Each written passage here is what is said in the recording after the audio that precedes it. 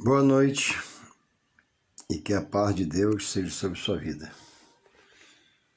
Aqui voltamos mais uma vez,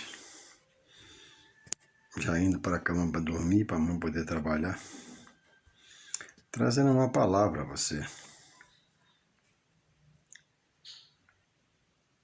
A Bíblia diz: entrega o seu caminho ao Senhor, confia nele e o mais ele fará. Deus jamais quebra aliança com o homem, com a criatura, em relação às suas promessas, suas ordenanças, seus mandamentos, se o homem assim os cumprir. Deus é justo e fiel. Isso é uma peculiaridade que só Deus tem. Só Deus é justo e fiel. O homem procura ser fiel, se esforça para ser justo, se esforça para ser fiel. Mas, quando às vezes está errando, pecando, tem que voltar-se a Jesus, que é o mediador entre Deus e os homens, pedir perdão. E Deus perdoa. De formas que Deus nunca quebra a sua aliança com o homem. Mas o homem, ao longo do tempo, sempre vem quebrando a sua aliança com Deus. Não atentando para conhecer Deus pela sua palavra, e fica conhecendo Deus só de ouvir falar. E dizendo de Deus de uma forma superficial. Mas Deus quer mais e mais se revelar ao homem. E Deus se revela ao homem pela sua palavra. A palavra de Deus gera conhecimento de Deus. A palavra de Deus faz você ter esse Deus e os seus feitos, e o que Ele pode fazer, e sua bondade, e sua misericórdia a você. Vem Jesus e fala: examinai as Escrituras e julgar nela ter a vida eterna, porque ela testifica de mim. Quer dizer, a palavra de Deus, a Escritura Sagrada, testifica pelos atos de Deus, via Jesus, que esse foi entregue à morte por cada um de nós da humanidade, para que ninguém pereça, mas tenha vida eterna. E o homem, por não querer renunciar aquilo que aborrece a Deus, porque é uma condição de Jesus na graça, né? Quem quiser vir após mim, negue-se a si mesmo, tome a sua cruz e siga-me. A cruz é uma simbologia aqui de sacrifício, no qual houve o sacrifício maior de Deus via Jesus por nós. A cruz hoje citada por Jesus não é fazer uma cruz de madeira e sair com ela nas costas. Não. Essa, pela salvação da humanidade, Jesus já carregou. E nela já morreu. E já ressuscitou. A cruz está vazia. A cruz, citada por Jesus, é a condição de você deixar para trás tudo aquilo que hoje você entende que aborrece a Deus. Deus não permita que seja praticada por aquele que se diz nele. E alguém que se diz estar nele, que fala dele, que anda com o nome dele da boca, diz que o ama, é preciso fazer o que ele pediu. Ir para as Escrituras, pedir o entendimento que ele dá. A Bíblia diz, em Mateus 7,7, pedi, dar-se-vos-á. Buscais e encontrareis, batei e abri-se-vos-á. Não tem sabedoria? Peça a Deus. Não tem entendimento? Peça a Deus, Ele que vai te dar. Então é preciso que agora esse que diz estar em Deus e quer em Deus ficar, para que frua uma nova vida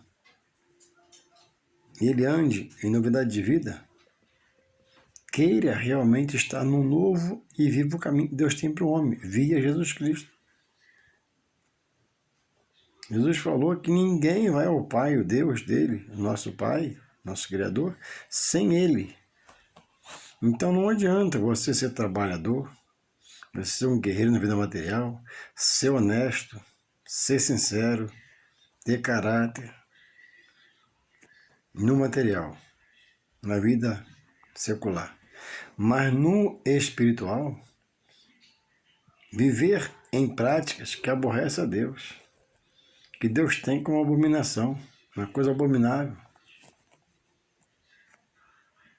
Exercendo sua fé a Deus através de coisas que o próprio Deus proíbe na palavra e você faz por não conhecer a palavra, porque você não lê a palavra. Ou porque onde você frequenta a situação que você busca Deus, lá não se abre a Bíblia, não se abre a palavra. A palavra tem a verdade de Deus exposta, aquele que diz servi-lo, amá-lo, quer com ele ter comunhão, receber a graça e salvar sua alma. Sem se voltar para a palavra, esse dia eu escutei um líder espiritual falar como é sério a vida espiritual. Escutei um líder espiritual falar que a igreja está acima da palavra. Não. A palavra dirige e governa a igreja na face da terra. Primeiro, foi criada a igreja como instituição por Deus, ou a palavra foi estabeleceu tudo que hoje há, inclusive a igreja. Foi a palavra. Então nada pode estar acima da palavra. A palavra dirige o que Deus quer na terra, a obra de Deus na terra, e dentro do tempo da igreja ela é pregada. O templo não dirige a igreja, porque o templo é dirigido por um homem que Deus estabeleceu para pregar a palavra, mas esse homem é falho, pode falhar, pode errar, pode pecar, pode se manchar, pode largar tudo, como acontece aí, você vê alguns escândalos. Uma congregação por um pecado pode fechar, pode se acabar naquele lugar, de tanto escândalo.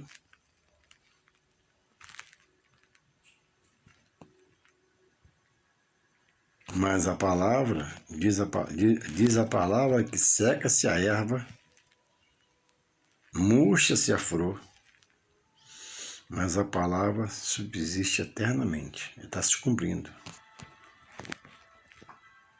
A Bíblia diz que passaram os céus e a terra, mas a minha palavra não passará. A palavra, pela palavra, Deus vai julgar todos que se dizem fiéis a Ele. Julgará o corpo de fiéis da igreja pela palavra. Não diz que a igreja vai julgar, não, a palavra que vai julgar, Deus vai determinar isso. Então nunca a igreja está sobre a palavra, nada está sobre a palavra, e a palavra governa tudo, principalmente as coisas de Deus. Pela palavra a igreja é dirigida, pela palavra a igreja é governada. A palavra comanda a igreja não comanda a palavra. Deus estabeleceu. São princípios que não podem ser quebrados. A palavra é lida na igreja e exorta o errado, cura o doente, renova o cansado, liberta o oprimido, traz nova visão, traz nova vida, traz nova direção, pelas boas novas da pregação do Evangelho de Deus, estabelecido em Jesus Cristo. Então, a Bíblia diz, né, errais para não conhecer a Escritura e o seu poder. E aí escuta de alguém e repassa. vive erroneamente e repassa também erroneamente para outros. A palavra tudo dirige, tudo, inclusive a igreja. Louvado seja Deus. Então, muitos têm, cheio de boa intenção, e dizem amar a Deus, eu creio, mas não têm a direção de Deus, porque não absorve a atentar-se, estudar a palavra. Pela palavra, Deus se revela ao homem. O Espírito Santo convence o homem pela palavra e converte a palavra de Deus. A Bíblia diz que a fé vem pelo ouvir e ouvir a palavra de Deus. Muitos dizem estar em Deus e quando vão pregar a palavra, pregam o que Deus não quer. Pregam heresias, porque são hereges. O que é heresia? É visão humana sobre a palavra, é vontade humana sobre a palavra, é o querer humano sobre a palavra. Mas a palavra, a Bíblia diz nela que ela não é de particular interpretação de ninguém. Ninguém particularmente pode pegar, ler um texto e achar que aquilo, não. Tem que estudar a palavra. O Espírito Santo revela a palavra. Não há na profecia vontade humana, que seria heresia. Toda a palavra, nos seus 66 livros, 39 no Antigo Testamento e 27 no Novo, 66 livros, toda a Escritura foi inspirada a homens e mulheres pelo seu Espírito Santo. Louvado seja Deus. Então, dê crédito à palavra. Homens, mesmo sendo líderes, falam besteiras, falam heresias, falam que não sabe, falam que falaram para ele e ele aprendeu de ouvir, não de estudar. Uma coisa é você aprender de estudar. Estudar, botar a Bíblia na mesa, o dicionário na mesa, abrir o computador, esmiuçar a palavra, fazer o que Jesus mandou, examinar. Outra coisa é você ouvir e sair falando. Ouvir e sair falando, se você ouvir errado, você está falando errado. Mas se você parar de estudar o certo, você vai receber a direção de Deus pelo seu Espírito Santo, que é a real interpretação do texto. Então, entregue o seu caminho a Deus, mas procure examinar de Deus. Vai na palavra, abra seu computador, abra um dicionário, abra a Bíblia. Ore pedindo a Deus a revelação pelo seu Espírito Santo, pedindo direção pelo seu Espírito Santo, para que você não venha perecer. Aparentemente tudo está bem, sua vida financeira, a vida está legal, a vida é gostosa, mas espiritualmente, a hora de salvação é em vida. Após a morte, não adianta mais nada. Não adianta acender vela, não adianta nada. Alguns fazem alguma coisa porque não conhecem a palavra. E foi ensinado a ele que é preciso acender uma vela, fazer algumas coisas mais. Mas a Bíblia diz, em Hebreus 9:27, que após a morte só vem o juízo. A família com essa palavra tem um monte de apetrechos a fazer, porque entende que vai levar luz para alguém, entende, deveria favorecer, não. Não existe culto a mortos. Morto não recebe, nem pratica, nem faz culto a Deus. E o culto de cada um individual. Após aquele meu próximo morrer da minha família, ele não cultou mais a Deus. Ele só vai ao juízo. Eu que tenho que continuar trilhando o caminho de Deus para quando morrer, ser salvo, não perecer. Uma vida sem Deus. Nem tudo que reluz é ouro. Nem tudo que todos que dizem ser Deus são de Deus. Nem tudo que você diz que Deus está.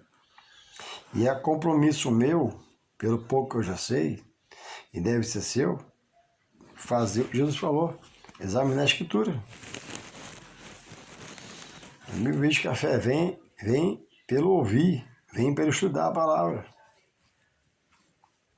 E diante de Deus, naquele dia, todos serão indesculpáveis. Temos a Bíblia, temos a internet, temos Facebook, temos pregadores, temos padres, temos Pai de Santo, temos seitas. Onde você está? Que lugar você está? Todos caminham a Deus? Não. Jesus falou que Ele é o caminho, a verdade e a vida. Observe essas coisas. O próprio que fala, eu sou o caminho, a verdade e a vida. Jesus falou, crede em mim, credes em Deus Pai. Na casa de meu Pai há muitas moradas. Na casa do Pai dele que é Deus. As outras coisas, as outras apostas espirituais, Deus está nela.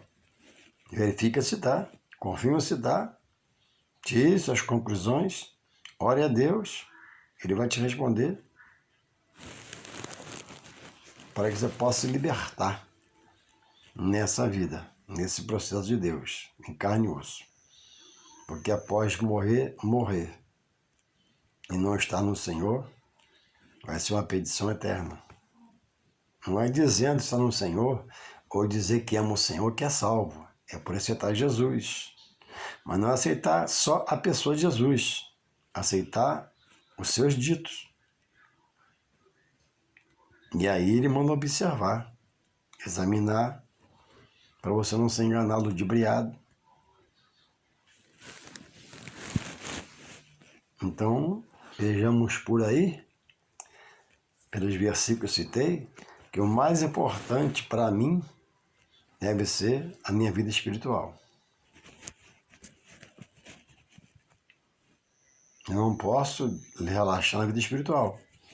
Porque se eu morrer dizendo estar em Deus e não for verdadeiro na minha prática da minha exercício da fé, na minha morte, eu não vou para esse lugar que é citado nas mansões celestiais.